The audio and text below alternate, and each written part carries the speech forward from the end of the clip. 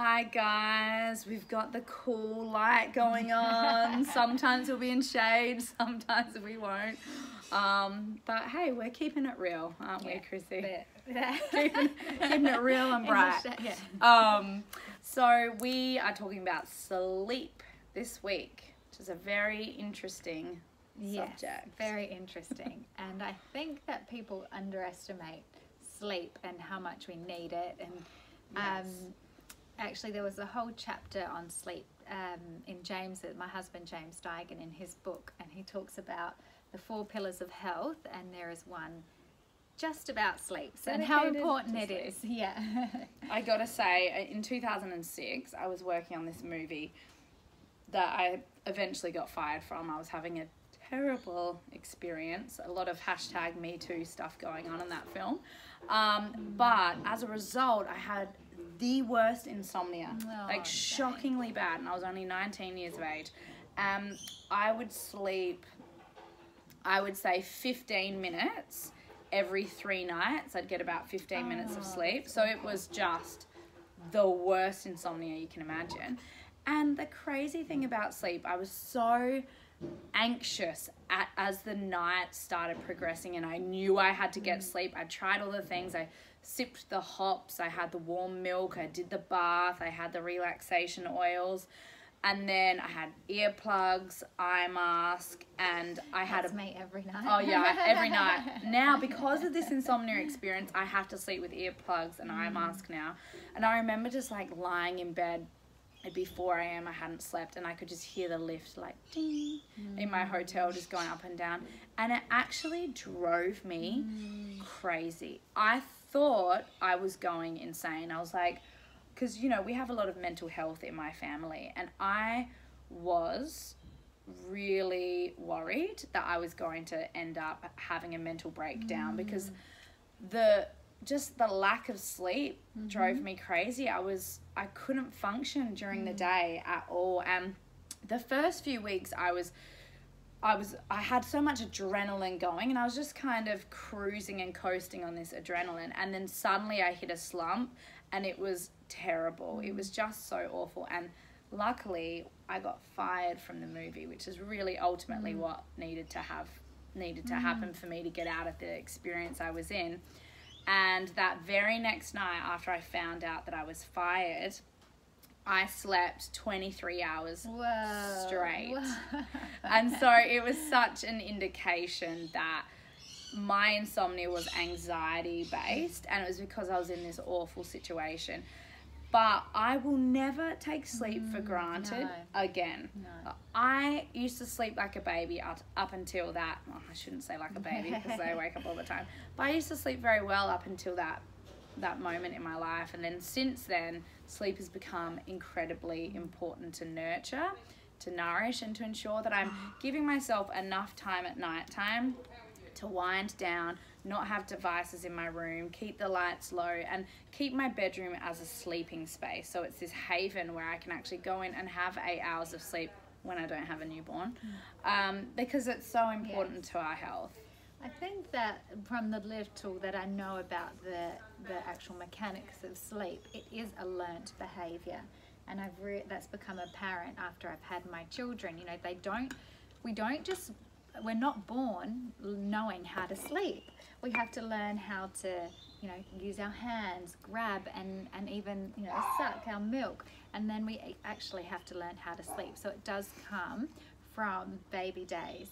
And it is, like for me, sleep came easily. I think second child, you know, I probably was left to cry a little bit and, you know, learned how to get myself to sleep by myself. But then my sister, on the other hand, you know, she took quite a while to unwind and settle down, so she just needed less sleep than me. But for each person's different, aren't they? Yeah, but even if you do struggle with sleep, there are things you can do, and it is all practice. Like I was once hypnotized as a therapy to help with something else, but what it did is actually help me learn how to sleep even more. Yeah. And every night I'd actually time myself, and I got myself down to being able to sleep in, I think, about 10 breaths. So now I'm the same. Now I just lay my head on the pillow and 10 breaths, you know, in my earplugs, so it actually sounds like the waves, like of the ocean. Same thing. And I'm asleep just like that. So it is practice once you learn the right techniques if you can't sleep. Yeah, and having a healthy sleep space is really important too.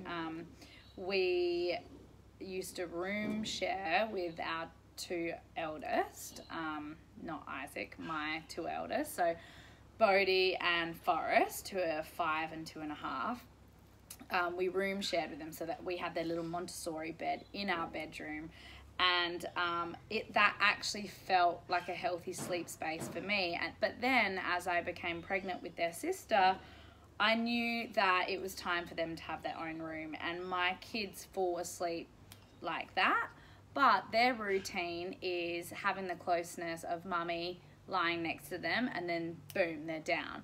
And so, but each child is different. Poa, I found, wants to sleep on body, in arms, and that's the way she likes to be comforted and likes to sleep, which I really like as well.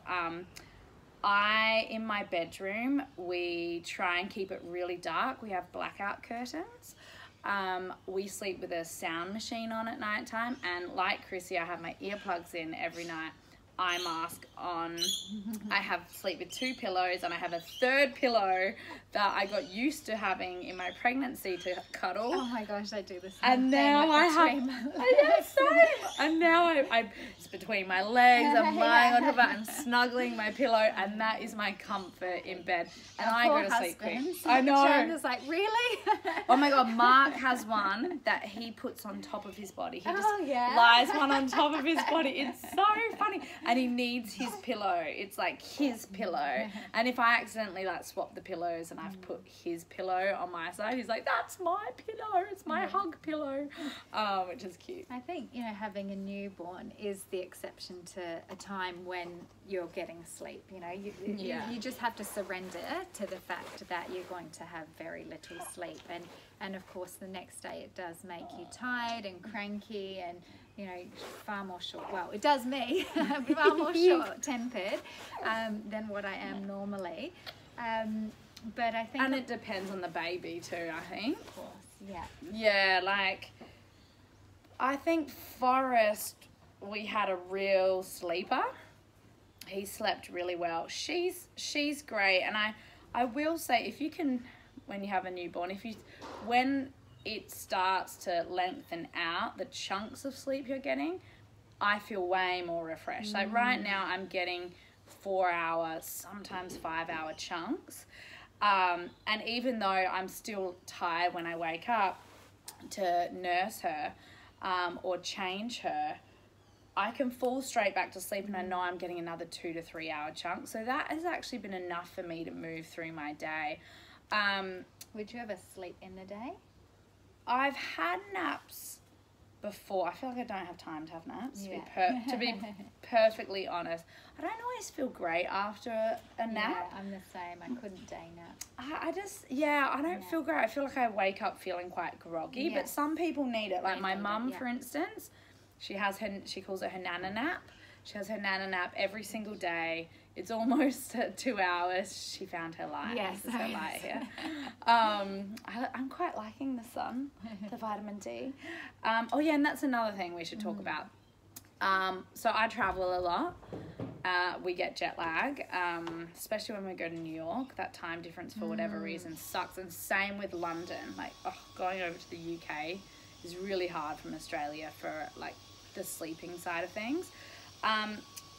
I think that if your circadian rhythms are all off, it's really important to wake up and be out in the sun and get that vitamin D and help to restabilize your body clock, because sometimes it gets totally out of whack.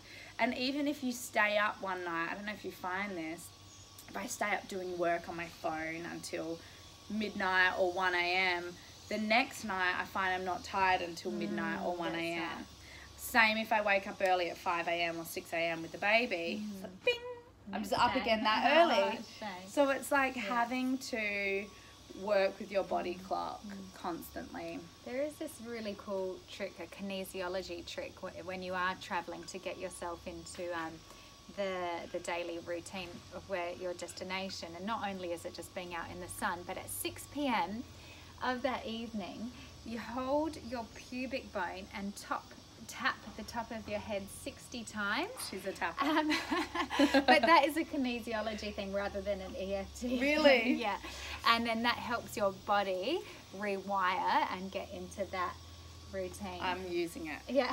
Stealing it. That is a sleep hack right there. Well, and I'm also saved by melatonin. So melatonin is what your body naturally produces to be able to unwind and sleep. And you can buy melatonin most places in the world. I think 1 milligram, 3 milligrams, or 5. Yes. And if you take that just your half an hour before your bedtime, your body just sinks into that deep relaxation. And I even give it to my children. So, you know, yeah. So that we all sleep and get used to new. Yeah, exactly. Yeah, I also utilize a diffuser sometimes at nighttime to wind down. Lavender is a really calming scent. And Mark's, we're really big on scents in our house. We love them. We love incense. We love our essential oils. But my favorite brand of essential oils is doTERRA. It's the purest form of essential oils you can get. And so we'll diffuse a lavender at nighttime, and it's just calming and healing, and I think it's a really great way to wind down. But yeah, I think one of the important things is try not to be too overstimulated as you're winding down. So typically after dinner, I mean, our kids don't watch TV anyway, but Mark and I, we really try and make sure that we're not staying up watching a show too late. We're not on our phones. We're not getting some dramatic piece of... Sorry, my phone died. So I was just saying that it's important to not be too stimulated before bed. You know, getting that like dramatic piece of news on your phone. The other night I read about the other school shooting right before bed, and then bing, I was just awake thinking about safety and gun control, and I find that really challenging. So that's why I try and stay away from, like, just have a news-free few hours. Just stay off the phone, get off the emails if you can, and use that time to connect with your husband as well. Yeah. That's it. Yeah. We often watch TV before bed, and my kids do as well, that last half an hour when they're all ratty and all that.